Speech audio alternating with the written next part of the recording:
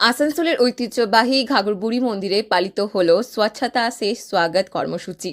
এই কর্মসূচিতে অংশ নিয়ে রাজ্যের পুর ও নগর উন্নয়ন মন্ত্রী অগ্নিমিত্রা পাল মন্দির চত্বরকে প্লাস্টিক মুক্ত ও পরিচ্ছন্ন রাখার আহ্বান জানান। মন্ত্রী বলেন, মন্দিরে কোনো ধরনের প্লাস্টিক ব্যাগ ব্যবহার করা যাবে না। পাশাপাশি গুটকা, পান মশলা ও তামাক জাতীয় দ্রব্য সম্পূর্ণ নিষেধ থাকবে। তিনি সকলকে নিজের বাড়ির পাশাপাশি আশেপাশের পরিবেশও পরিষ্কার পরিচ্ছন্ন রাখার আবেদন জানান। এদিন মন্দির পরিচালনা কমিটি, প্রশাসনিক আধিকারিক, ভক্ত ও স্থানীয় বাসিন্দাদের উপস্থিতিতে পরিচ্ছন্ন ও সচেতন সমাজ গড়ে তোলার বার্তা তুলে ধরা হয়।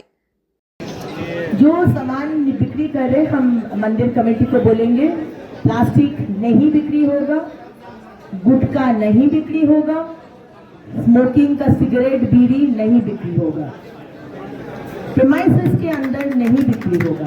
जो बिक्री करना है बाहर करिए, लेकिन 1 तारीख से हम लोग पेनल्टी जारी कर रहे।